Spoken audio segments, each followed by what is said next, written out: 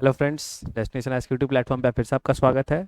और मैं अभिषेक सिसोदिया डेली की तरह आपके लिए करंट अफेयर्स का सीरीज लेकर के हाजिर हूँ। तो आज 5 जुलाई हम लोग देखेंगे कि क्या क्या करंट अफेयर्स इंपॉर्टेंट है, जो कि हमारे करंट अफेयर सेक्शन में आपके साथ हम डिस्कस करने वाले हैं, जो कि आपके 70 बीपीएससी के लिए या फिर आने वाले और भी एग्जाम्स के लिए काफ़ी ज़्यादा इंपॉर्टेंट साबित होगा। ठीक है, हमारा मॉडल ऐसा रहता है कि हम लोग टॉपिक वाइज क्वेश्चन को कवर करते हैं। टॉपिक्स पहले हम लोग क्वेश्चन करते हैं, उसके बाद उस टॉपिक को डिटेल एनालिसिस करते हैं। तो स्टार्ट करते हैं आज का पहला क्वेश्चन। तो आपको बताना है, who is the chairperson of high level committee of experts constituted to ensure transparent smooth and fair conduct of examination by NTA. हाल ही में एनटीए का नेशनल टेस्टिंग एजेंसी के द्वारा नीट का पेपर लीक का मामला चल रहा है। तो इसी को मद्देनजर रखते हुए एनटीए अपना काम जो है स्मूथ और ट्रांसपेरेंट तरीके से कर पाए, इसके लिए कमेटी बनाई गई। आपको बताना उसके चेयरमैन कौन थे। ऑप्शन है डॉक्टर श्यामा प्रसाद, बी प्रणब मुखर्जी, सी डॉक्टर के राधाकृष्णन, या डी कालीचरण व्यास। तो देखिए इसका जो आंसर हो जाएगा वो हो जाएगा डॉक्टर के राधा कृष्णन। ठीक है, थोड़ा सा हम लोग जानते हैं इस चीज़ के बारे। तो देखो, the union ministry of education has set up a 7 committee headed by the former chairperson of Indian space research organisation. ISRO के जो फॉर्मर चेयरपर्सन थे, कौन, के राधा कृष्णन, उनको हेड बनाया गया है। किस लिए? To review and suggest reform in examination process. किस तरह से एनटीए के एग्जामिनेशन प्रोसेस को स्मूथ किया जाए, ट्रांसपेरेंट किया जाए, इसी के लिए 7 मेंबर्स कमेटी बनाई गई। जिनके चेयरमैन कौन थे, जिनके चेयरमैन कौन थे, ए राधाकृष्णन। ओके, मूव करते हैं हम लोग। अच्छा, कुछ और भी चीज़ें हैं। तो the government has taken this step after controversy over a paper leak. अच्छा, ये स्टेप क्यों लिया गवर्नमेंट ने, क्यों लिया? आपको पता है कि नीट का पेपर लीक हुआ, काफ़ी ज़्यादा उसमें मतलब कि एलिगेशंस पाए गए हैं। ठीक है ना, तो ऐसे इस बड़े लेवल पे एग्जामिनेशन का पेपर लीक होना सही बात नहीं है। हालांकि कोई भी एग्जामिनेशन का पेपर लीक होना सही बात नहीं है, लेकिन जब इंपॉर्टेंट एग्जाम्स मतलब काफ़ी हाई लेवल के एग्जाम्स का भी अगर पेपर लीक होता है ऑल ओवर इंडिया बेसिस वाले, तो कहीं ना कहीं उस पर ध्यान देना बहुत ज़्यादा ज़रूरी है। देखते हैं क्या स्टेप लेती है गवर्नमेंट। ओके, नेक्स्ट क्वेश्चन है कि who took oath as the pro tem speaker of 18th Lok Sabha. Simple question है कि 18th लोकसभा के लिए प्रोटेम स्पीकर किसको बनाया गया था। आपके ऑप्शन से ए नवीन जिंदल, बी ओम बिरला, सी श्याम प्रसाद मुखर्जी, या डी भरतृहरि महताब। इसका आपका आंसर सही हो जाएगा, वो है भरतृहरि महताब। ठीक है, और जानते हैं इनके बारे। तो देखो, president Droupadi Murmu has appointed 7 time Lok Sabha, 7 बार ये लोकसभा के मेंबर रह चुके हैं। और क्या नाम है, भरतृहरि महताब ऑफ भारतीय जनता पार्टी के हैं ये। ठीक है, as the pro tem speaker of newly constituted 18th Lok Sabha.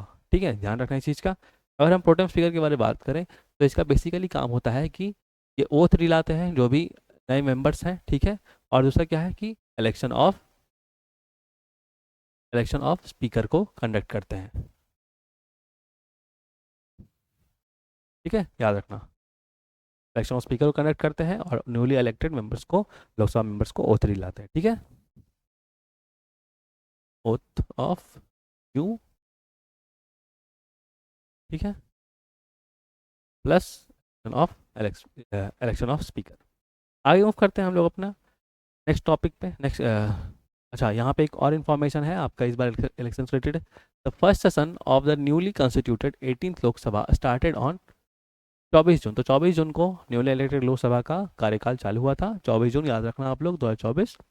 Normally the senior most newly elected member of Lok Sabha is appointed as pro tem speaker. Generally क्या होता है कि जो भी सीनियर मोस्ट मेंबर होते हैं, बहुत बार ज़्यादा बार जो चुन करके आते हैं, उनको जनरली प्रोटेम स्पीकर बनाया जाता है। लेकिन ध्यान रखिएगा इस बात का कि ये एक तरह का कन्वेंशन है। ठीक है, कन्वेंशन है, तो मतलब ऐसा कोई नियम नहीं है, ये रूल नहीं है, ये चीज़ ध्यान रखना। ये बस ऐसे माना जाता है, लेकिन ऐसा कोई ज़रूरी नहीं है कि हमेशा सीनियर मोस्ट मेंबर को बनाया जाए। ठीक है, ओके, मूव करते हैं। क्वेश्चन है, in which of the following states will the Behdienkhlam festival 2024 be celebrated. तो वेदनी कलाम फेस्टिवल कहाँ पे सेलिब्रेट किया जा रहा है? आपके ऑप्शन से ए उड़ीसा, बी मेघालय, सी झारखंड, या डी असम। तो देखिए जो आपका सही आंसर हो जाएगा वो हो जाएगा बी मेघालय। ठीक है, इस बात का ध्यान रखिएगा आप। तो थोड़ा पढ़ते हैं इस न्यूज़ को। आपका आर्ट एंड कल्चर सेक्शन से भी क्वेश्चंस काफ़ी आते हैं। तो देखो, बेदनी कलाम फेस्टिवल जो है is one of the most important festival celebrated in the state of Meghalaya. ठीक है, it will be celebrated on Monday July 8, आने वाला जुलाई 8। तो काफ़ी अपडेटेड करंट अफेयर्स आप लोग के सामने है। ठीक है, जुलाई 8 2024 को ये सेलिब्रेट किया जाएगा। अब ये फेस्टिवल क्यों सेलिब्रेट किया जाता है, तो देखिए, जो बेदनी कलाम फेस्टिवल है आपका, बेदनी कलाम फेस्टिवल, ये हार्वेस्ट फेस्टिवल है एक तरह का। ठीक है, जब सीजन्स के एंड के बाद जब हम लोग खेत की फसल की कटाई करते हैं, तो ये एक तरह का हार्वेस्ट फेस्टिवल है। और इसको क्यों मनाया जाता है, celebrated to please the gods and bountiful harvest. कहीं ना कहीं अच्छा हार्वेस्ट, अच्छा खेती होने के लिए हम लोग एक तरह से भगवान को खुशहाली मनाते हैं और उनको कुछ गिफ्ट देते हैं, उनके ऊपर चढ़ावा चढ़ाते हैं। तो यही आपका बेसिकली मान्यता है बेदनी कलाम फेस्टिवल का, जो कि कहाँ सेलिब्रेट किया जाता है, मेघालय में। ओके, मूव करते हैं हम लोग आगे। तो who has won the recently held Leon masters title. तो लियोन मास्टर्स टाइटल अभी हाल ही में किसने जीता है, काफ़ी फेमस पर्सनैलिटीज़ है, को हिंट दे दिया गया। ऑप्शन है ए अर्जुन रिगासी, बी विश्वनाथ आनंद, सी वेस्लिन टोपलोव, या डी डैम सैनिटोस कटासा। देखिए, इसका जो सही आंसर है वो इंडिया के विश्वनाथ आनंद जी ने ही जीता है, और बार बार बहुत बार इन्होंने जीता है, लगभग लगभग 10 बार इन्होंने इस गेम को जीता है। तो देखो, former world chess champion Vishwanath Anand of India has won the Leon masters chess champion. ठीक है, तो Leon master chess champion title for the 10th time, 10वीं बार इन्होंने इस गेम को जीता है। Okay, he defeated James Santos Latasa, Jaime Santos Latasa को इन्होंने हराया, जो कि स्पेन के थे। काफ़ी इंटरेस्टिंग मैच था, 3-1 से विश्वनाथ आनंद जी जीते थे इन द फाइनल। ठीक है, तो ध्यान रखना इस चीज़ का, लियोन मास्टर्स चेस चैंपियनशिप किसने जीता, या कि विश्वनाथ आनंद जी। ठीक है, मूव करते हैं अगले टॉपिक और अगले क्वेश्चन पे। तो in which of the following cities will the global India AI summit 2024, ध्यान रखना, ग्लोबल इंडिया एआई समिट 2024 कहाँ ऑर्गेनाइज होने वाला है, ये बहुत इंपॉर्टेंट क्वेश्चन है, इस चीज़ को ध्यान रखना।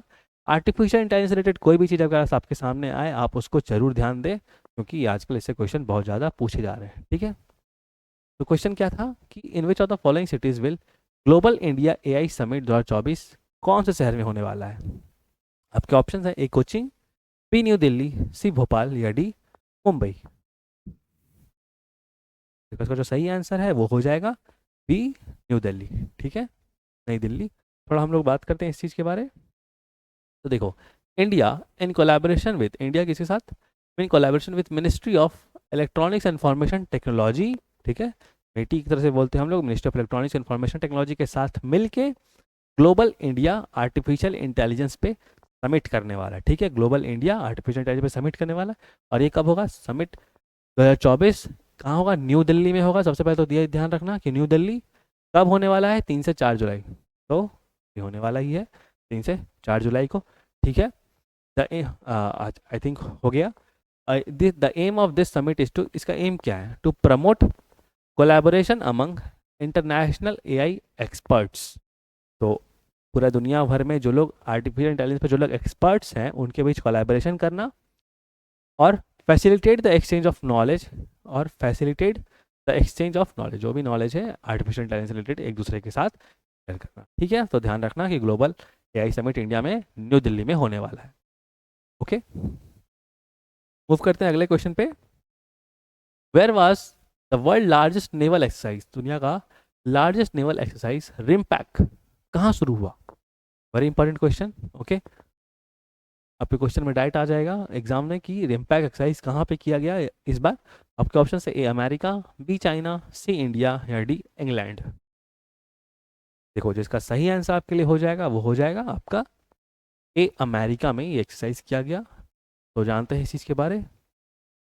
देखो, वर्ल्ड्स लार्जेस्ट नेवल एक्सरसाइज है ये, नेवी का एक्सरसाइज है, ये चीज़ ध्यान रखो।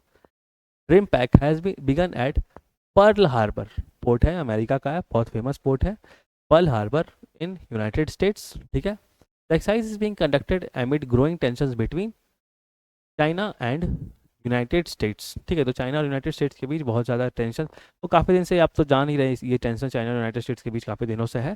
ठीक है, दोनों एक तरह से पावरफुल कंट्री अपने आप को क्लियर करना चाहता है, और इसी कारण ये है कि ग्लोबल एक्सरसाइज इस तरह से ये लोग करते रहते हैं, और इस बार जो रिम्पैक एक्सरसाइज है वो पर्ल हार्बर अमेरिका में किया गया, ठीक है। और ये लगभग this exercise is held every 2 years, हर 2 साल पे एक बार ये एक्सरसाइज को किया जाता है, क्योंकि बहुत मास लेवल पे एक्सरसाइज होता है। क्योंकि this year armed forces of 29 countries, लगभग 29 कंट्रीज के पार्टिसिपेंट्स 5 हफ्तों के लिए, लगभग 1 महीने से भी ज़्यादा समय के लिए यहाँ पे ये एक्सरसाइज को कंडक्ट करते हैं, ठीक है। ध्यान रखना, इंडिया भी इसका मेंबर था। ओके, आगे मूव करते हैं हम लोग नेक्स्ट क्वेश्चन पे। तो अब आपको बताना है कि चीफ मिनिस्टर माझी Ladki Bahin Yojana has been started by which of the following states. Options है A Haryana, B Kerala, C Maharashtra या डी असम। अगर हिंदी में रिपीट करते क्वेश्चन को, तो मुख्यमंत्री माझी लड़की बहन योजना निम्नलिखित में से किस किस राज्य के द्वारा शुरू किया गया, हरियाणा, केरल, महाराष्ट्र या असम।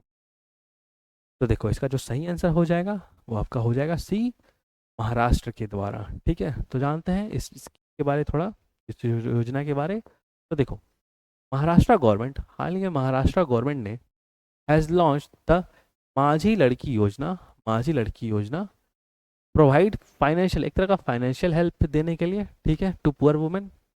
माझी लड़की योजना, माझी लड़की योजना 2024 इज ऑल्सो नोन एज मुख्यमंत्री माझी लड़की बहन योजना, ठीक है। मुख्यमंत्री माझी लड़की बहन योजना के नाम से भी इन स्कीम को हम लोग जानते हैं। और इसमें कितना फाइनेंशियल असिस्टेंस है, तो देखो, financial assistance to provide monthly finance assistance of ₹1500। तो हर महीने लगभग 15,000 रुपए दिए जाएंगे एलिजिबल वुमेन को इस स्कीम के थ्रू, महाराष्ट्र के माझी लड़की बहन योजना के थ्रू, ठीक है। तो ध्यान रखना इस चीज़ का। और आज का लास्ट क्वेश्चन आपके सामने, आपको बताना है इस आंसर को कमेंट सेक्शन में, क्योंकि ऑलरेडी डिस्कस है आपके प्रीवियस क्लासेस में कि recently which country has announced plans to implement world's first carbon tax on livestock emission starting in 2030। मैं हिंदी में रिपीट कर दूं, तो 2030 से शुरू होने वाले पशुधन उत्सर्जन पर दुनिया का पहला कार्बन टैक्स लागू करने की योजना की घोषणा किस देश ने की है। ये आपके जस्ट प्रीवियस क्लास में जो डिस्कस किया गया था। आपको अगर आंसर पता है तो कमेंट करें, अगर नहीं पता है तो प्रीवियस क्लास की वीडियो को देखें और तब आंसर को कमेंट करें। आपके ऑप्शन है ए इंडिया, बी डेनमार्क, सी ऑस्ट्रेलिया या डी न्यूजीलैंड, ठीक है। Thank you so much. आज के लिए शॉर्ट एंड क्रिप्स टॉपिक्स इतने थे आपके डेली करंट अफेयर्स में। कल फिर हम लोग मिलते हैं इसी तरह के शॉर्ट एंड क्रिप्स वीडियो में, ठीक है।